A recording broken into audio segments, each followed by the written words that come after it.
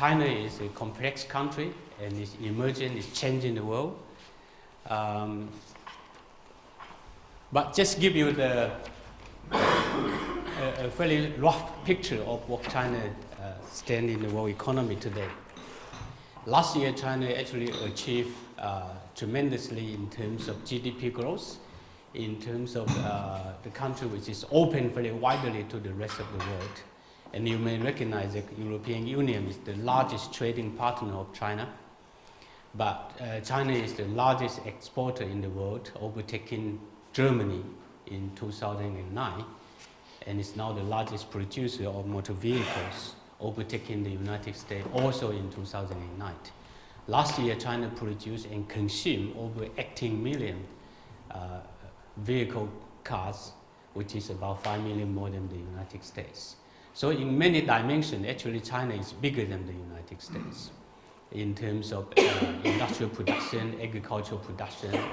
But in terms of GDP, China is still far behind the United States, measured in nominal terms.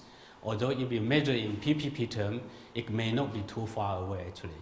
Could be just 20% as a gap. But in nominal terms, China's GDP last year is 6.1 trillion US dollars as compared to about 14 trillion US dollars. And my prediction is probably in 10 years' time, China will be number one. Some people have a more conservative estimation, but I think we need to be a little bit more radical because China actually is catching up with the United States in 3 different ways. In terms of real growth, is much faster in terms of the appreciation of the renminbi, which actually just transfer the so-called purchasing power parity into the nominal terms.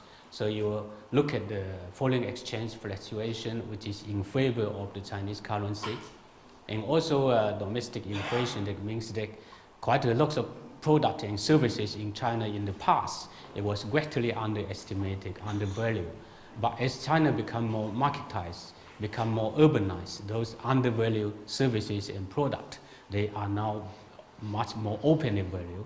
And once all these things are open in value, then China can catch up with the United States in a more open way. China is actually changing the image of a low manufacturing world factories. Actually, China invested heavily in terms of human resource, in terms of research and development, and the knowledge economy. And China is the leading country in terms of alternative energy today. Actually, you may not notice. And also in terms of a leading country in many other areas like fast train, motorway systems, and also the space technology is raging against the United States and Russia. And you couldn't find a fourth country which is as good as China in terms of making this technological progress. On the main, China is still a large country. So when you calculate it on a per capita basis, yes, it is still a relatively low income. Last year is something like 4,600 US dollar per capita. That's in nominal term. But this number is increasing year by year and rapidly. So I'll show you a little bit later how rapid it is.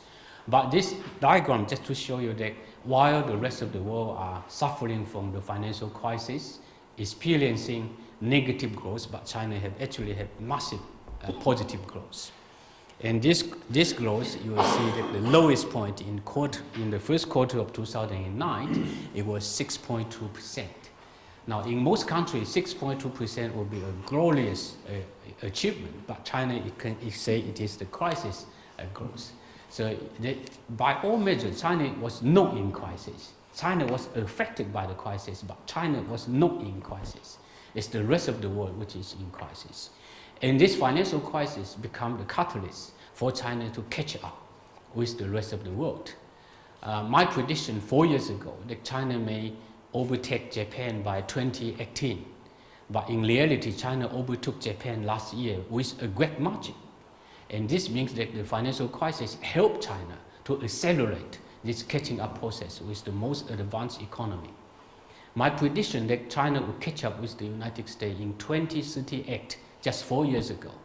But today I predict that China can catch up with the United States in 2020. So means that 18 years ahead of my prediction 4 years ago. This kind of change actually make everybody quite shocking. How can China emerge so quickly, and what are the secrecy of China's success? This is something that we can share. If you look at the picture of the major economy in the world, US, Japan, Germany, China, and UK, and you look at the last 5 years, it give you a very astonishing performance of China against United States and the other major economy. If you look at the US in 2005, the total GDP was just 12.4 trillion, and by 2010, it's just still under 14 trillion. But you look at China, it increased from 2.3 trillion to 6.1. And in 2005, it was the first time that China overtook the United Kingdom to become the fourth largest economy in the world. But by 2010, China was actually 2.5 times as large as the United Kingdom. So it is a very amazing achievement.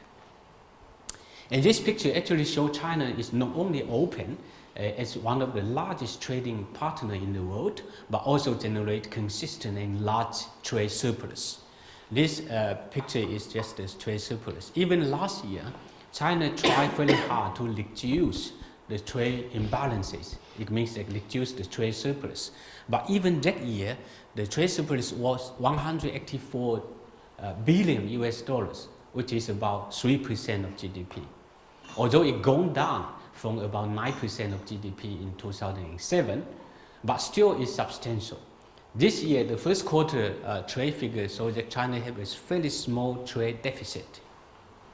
But over the year, I think China will still manage to achieve a trade surplus, maybe significantly less than last year. This is a deliberate process to reduce the trade imbalances and reduce the tension between China and the United States, as well as the European Union.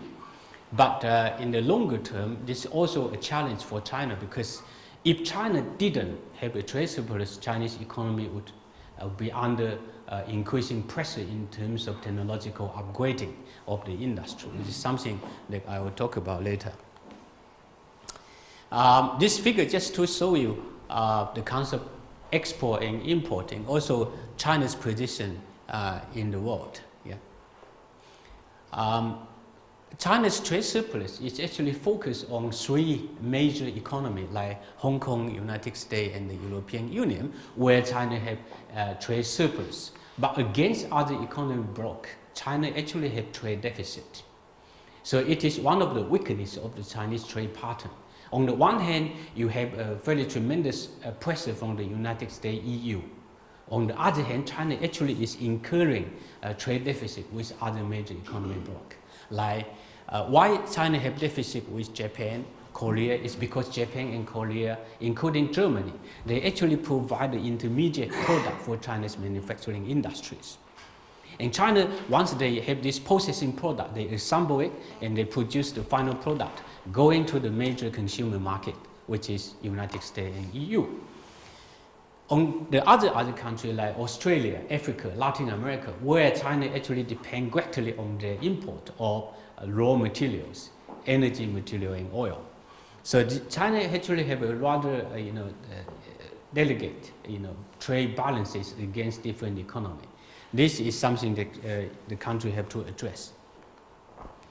This picture just shows you that China still continues to be one of the biggest hosts of foreign direct investment. And last year, you have a big jump of 17%, while the rest of the world, the increase is just something like 4 or 5%. And this figure is actually show China that not only China is now absorbing foreign direct investment, but also China become a major investors to other countries. And by all means, this investment is basically going to Africa, Latin America, and Asia. There's a limited amount of money invested into the advanced economy like the United States and EU. But this actually opens some scope for, especially the European Union and United States with China to open some more trade relationship and investment. But the reason for and the motivation of investment are very different. based on different countries according to their technological level, their market, and also their resource availability and so on. So this requires some sort of further discussion of how this kinds of investment can be improved. Challenges. China faces quite a lot of challenge in terms of the future, because China is entering into the so-called middle income country status. And there is a rising concern there could be a so-called middle income trap. The middle income trap actually arises from countries like Brazil, Mexico, and Argentina, where when their per capita GDP reach about $10,000 US, then the country get into some sort of stagnant status. And this stagnation is due to a lot of pressure, either because of population aging, either because of resources availability, either because of some other domestic institutional rigidity, or because of the kinds of comparative advantage that can diminish as the labor cost increases. So this it is kind of issue that China have to address. But let's look at the current rigidity that China faces. First of all, the economic structure, which may be a big headache for China. And secondly, the asset bubbles, especially the kinds of immature stock market, which is highly volatile with lots of speculation. And also the housing market, which become a big issue because of the house prices in China in the major city become so high that in the longer term can actually slow down China's economic growth, because the middle class, they are facing tremendous difficulty of buying houses. And this could present a rather, not just economic challenge, but also political and social challenge. Another thing is about rising inequality among the population, because lots of people increase their income, but the speed of increase of income of different classes and different segments of the population are very different. The richer people are getting much richer faster, and the poor people, they get better, but they get better very slowly. So this widening social structure causes some sort of some sort of unhappiness among the general population. Also, another issue about the renminbi I just mentioned, because of the appreciation of renminbi over the last 6 years. Actually, the renminbi effectively appreciated against the US dollar by about 30%. And if this trend continues, it also could fire back to China's comparative advantage, because the appreciation of the renminbi could actually eat out the kinds of trade balances that we just talked about. So this is quite a difficult balance to add. Also, Japan is affected because the earthquake and the tsunami that is taking place last month. It actually has a lot of implications for China and the rest of the world economy. In terms of the financial market, which it means there's a lot of volatility, and also the world economy, which become more uncertain, because Japan, after all, is still the third largest economy, just overtaken by China. And Japan is actually in the higher end of the industrial structure in the world manufacturing system. Energy is another thing. It can change people's perception about the nuclear power security and safety. And this actually may affect policymakers as to find alternative energy due to the rocketing oil prices in the world. But China's economic structure is like it depends too much on investment and rather decreasingly less on domestic consumptions. The share of domestic consumption in the national GDP actually declined from 62.5% in 2000 to just 47.9%. And opposite, the investment share increase. And if you depend too much on investment, it means that investment may not be very effective and efficient. As compared to the United States, the consumption share is 18.85%. So China have a long way to change the economic structure that can mainly depend on domestic consumption to drive the sustainable growth. The asset bubbles, like especially the housing prices, it become increasingly so so expensive, and there's no sign that the prices will come down. There's a lots of government intervention into the market in terms of restriction on the purchasing of houses in Beijing and other large cities. And also the Shanghai Stock Exchange and Shenzhen Stock Exchange, after the bubble burst at the end of 2007, it took over 3 years for the market to recover. And I think it's still struggling at around 3,000 points. And price inflation, the price inflation, it gone down during the financial crisis. But when the China is pumping a lot of money, is the 4 trillion renminbi as a stimuli package, plus the 10 trillion of additional loan, then you have this excess liquidity issue. This actually pumped out the prices, the inflation pressure. Last year, on average, 3.6%. And this year is most likely to be close to 5%. Another thing is that the renminbi, the appreciation of renminbi, there's a very strong pressure for renminbi to appreciate. This actually works against China. Another thing that the Chinese economy actually depends too much on energy consumption. And the energy consumption efficiency is significantly lower than other major economies. Compared to the United Kingdom, China's energy efficiency is just only 1/3. And then China is also resource hungry.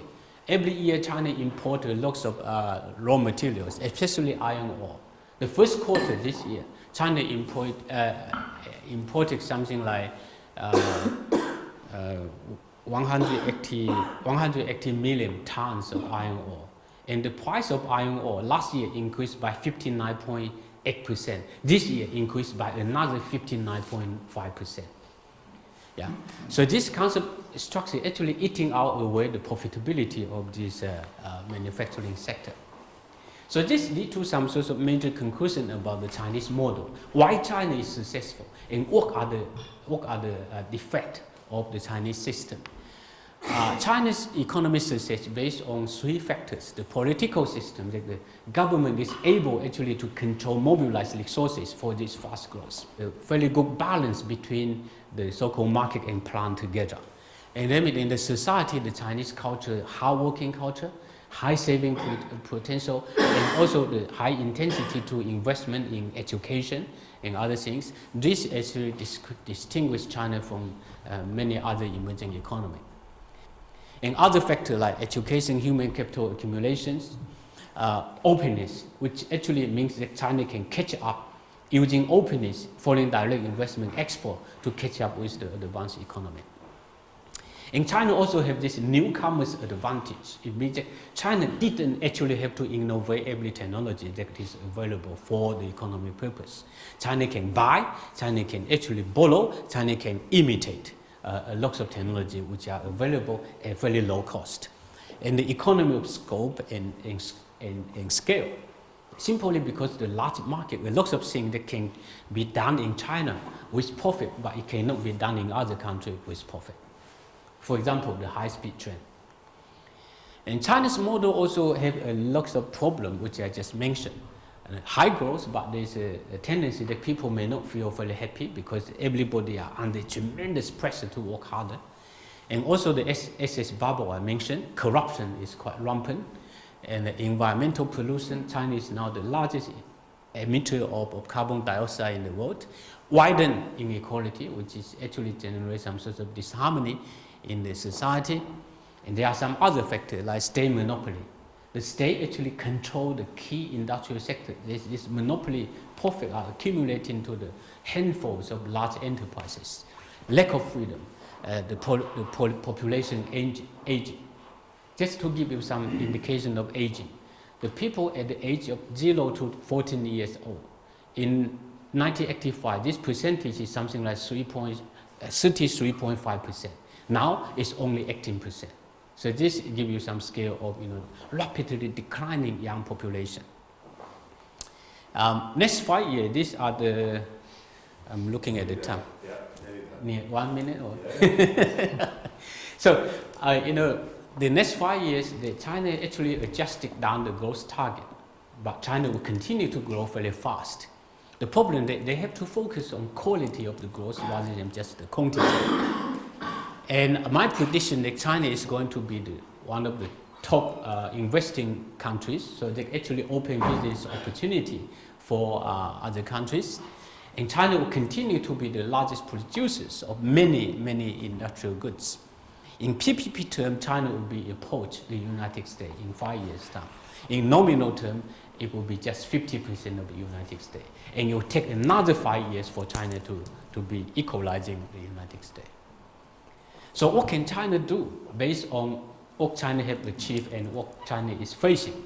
Is it like it have to focus on the economic structure, reducing the dependency on export, reducing the dependency on energy and resources, and focus more on innovation and technology to unlock lots of other potential resources for China's sustainable growth. And focusing on quality, it means that not only the growth is going to just for growth purpose, but to increase the general living standard of the people, reducing some sorts of regional inequality and urban-rural inequality, accelerate the kind of urbanization process, and increase the social justice and equality. And finally, some sorts of political reform. And because you give me too little time, so I'm not going to talk about political reform. Thank you.